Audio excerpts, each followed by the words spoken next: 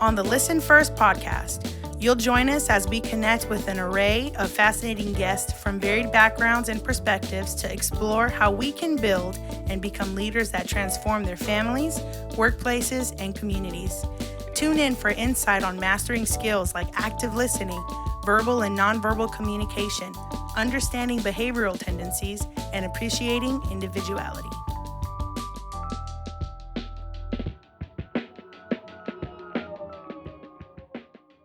Hello and welcome to the Listen First podcast. I'm your host, Adam Salget. So what do you do when you read an email and completely misinterpret its intent? Don't worry, it's happened to the best of us. Tune in to find out what you can do instead of writing back a potentially unwarranted reply.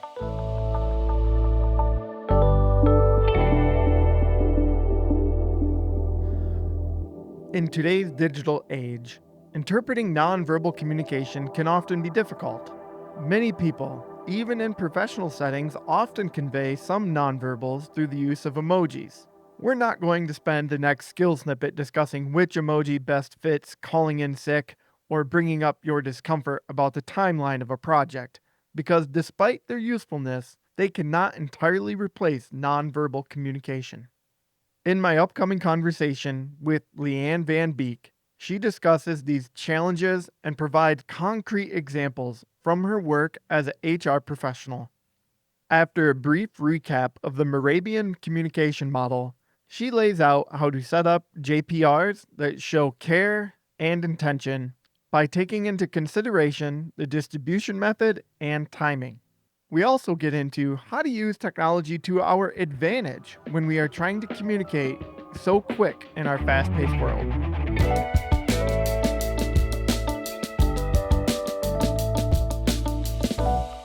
Welcome to today's skill snippet.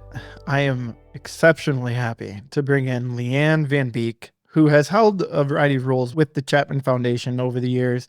Today, she's going to be speaking from her facilitator lens. Leanne, welcome to today's skill snippet. It's great to be back, Adam. I'm so happy to have the person who started all of these podcasts with me here today to talk about nonverbals. And we're titling this Next Level Nonverbals in a World of Emojis.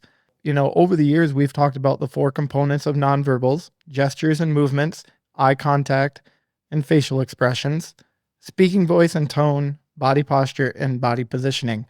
And we've done podcasts on that, like I've mentioned. I'll put a link to those in our description today. Another reminder here that 10% of our message is only sent through the words that we use. So it's kind of hard to talk nonverbals in a podcast form, but we're going to attempt to do that today. We're going to do our best to describe and, use your mind's eye.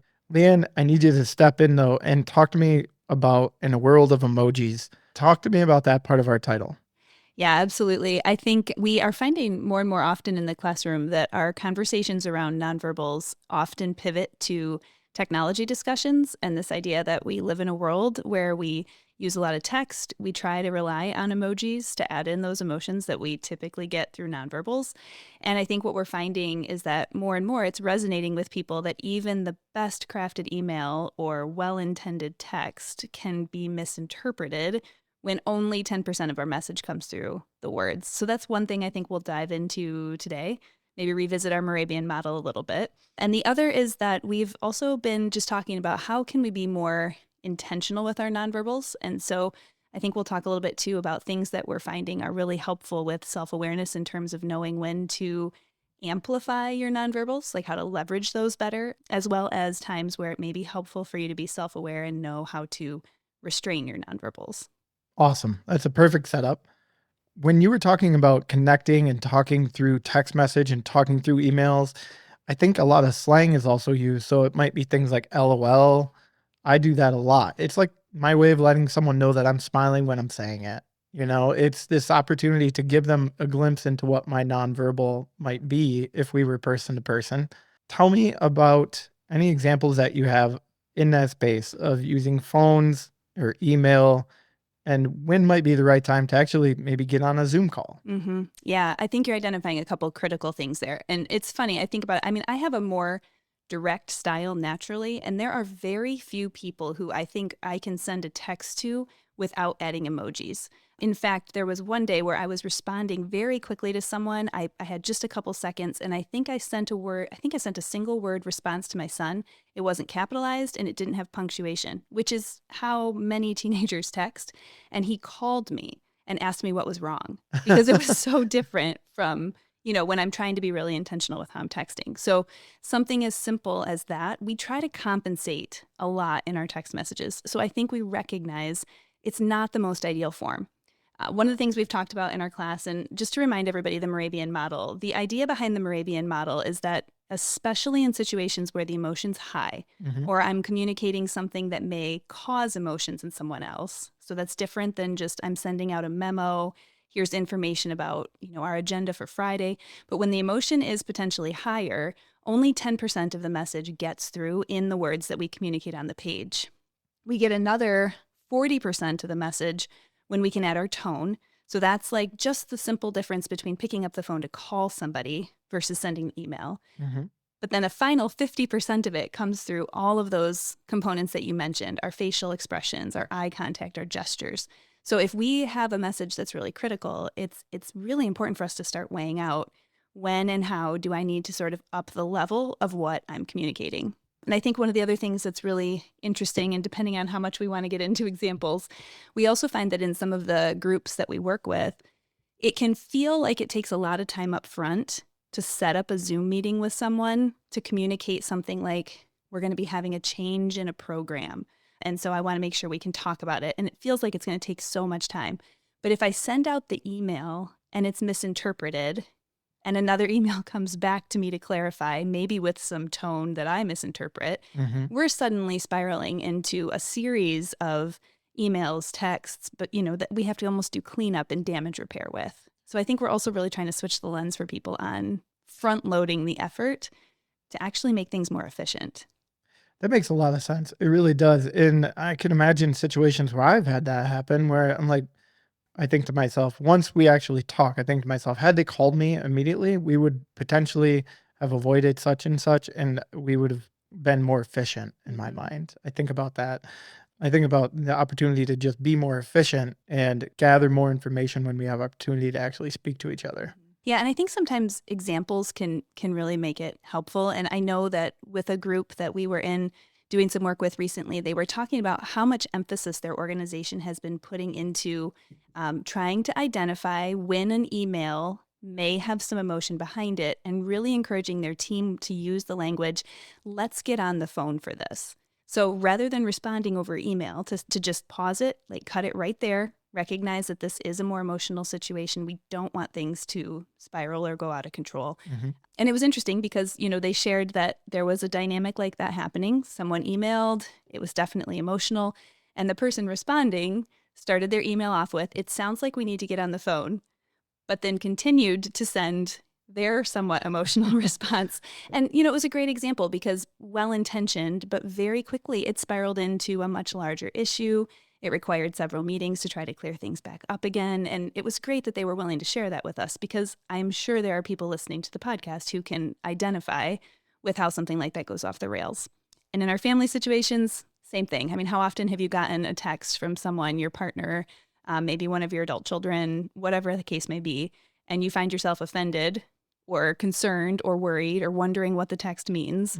And a lot of times we respond in kind with more text, and rarely does it clarify the issue that we're having. Yep. Quick example of that recently with my wife. There was something she wanted to talk to me about. I needed to go take care of something because I felt like it was part of something for myself that I needed to do that evening. So I kind of walked away out of this situation. Well, I got a text like 10 minutes later that's like, "I'm crying. Can you come in and talk to me?" And I did not realize that I had left a space that she needed. Like, I couldn't just text back because there's actually a few, I misinterpreted or mistold the story that there were a few texts after I had left and I was trying to explain myself in what I felt was a comfortable tone. I did not know that she was interpreting it in a troubled state. So that made a big difference. And so when I got that, though, I went inside, we talked, and everything was healthy and it was good. But that emotion that I didn't know she was going through, she kind of took my words and put more on it than I thought I was intending. And so those are the other elements. What are they going through and how are they interpreting? Absolutely. You're making me think of what we talk about early on in our DISC module when we talk about how we all have certain needs and values that are really core to who we are and how much we've just been shaped by different environments that we grow up in.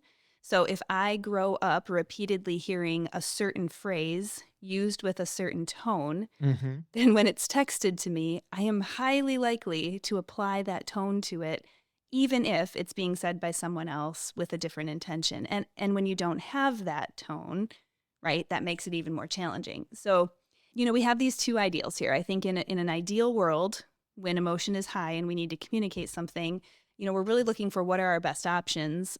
But I also think there's a reality we might want to talk about of tech is efficient. So how can we potentially leverage tech still? Like how do we use what we have in the most efficient way possible? That's a good way to put it. Yeah. And I think there's probably a couple pieces we could talk about here. I mean, I think one is, I used to be an HR director for a large nonprofit, and sending out someone's job performance review is always really interesting, I right? can imagine, yeah. Because There's some stress involved. oh my gosh, yes. Stress involved, anxiety, and so for a long time, we decided that it was more effective to send the JPR, let them read it, and then kind of get everything out of the way and come in for a meeting. Mm-hmm. So you're sending out something like this, right? That's a message. Yeah. It's With words. emotion, because it's got a lot of direct feedback on performance and how you're perceiving how they're doing. Yeah, absolutely. And so there's a tone that they're probably going to read it through. Mm-hmm. But yet, if you waited to try to do it maybe in person,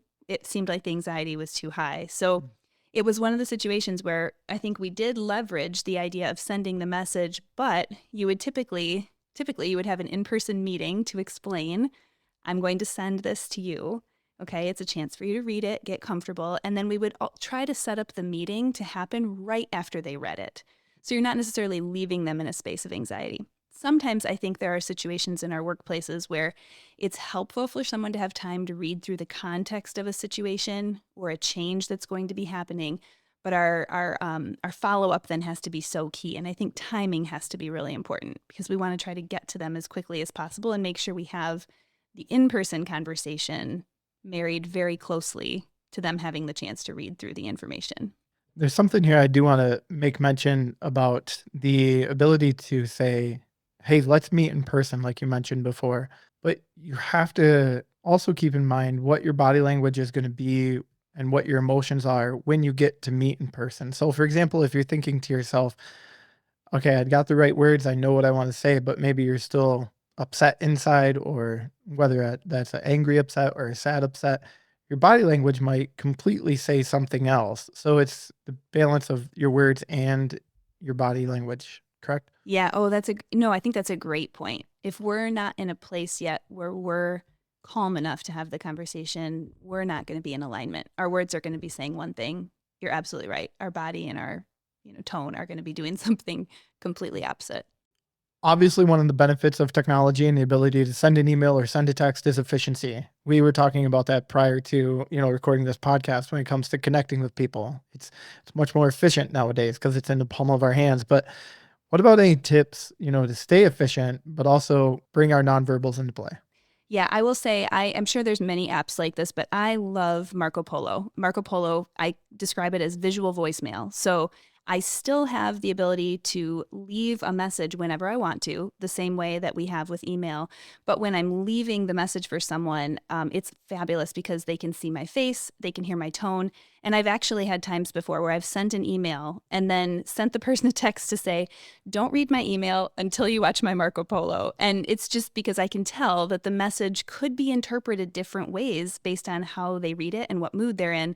But if I know I can get on Marco Polo, they can see me, it's recorded, they can listen to it when it's convenient for them, so that's been sort of my middle ground. I really think that that's a helpful tool. Sounds like a great suggestion. And it really makes me feel like it can save on efficiency because it allows you, who I know is a bit more of a direct communicator, to write your email naturally for you, but also then take the time to connect with them on a nonverbal emotional level through an avenue that, allows them to see all of what you just talked about. So it sounds like, that efficiency and that ability to draw connection with people has paid off. Yeah, I love being able to keep the personal connection and make sure that they can hear my heart, even if it's not coming through in what I can type on a page. At the top of this skill snippet, we promised that we were going to talk about the next level of nonverbals when it comes to when to amplify and maybe when to restrain. We're going to turn that into a second skill snippet. So everyone, if you're looking for that, trust me, it'll be in our next podcast. Thank you, Leanne, for joining me today. Thanks for having me.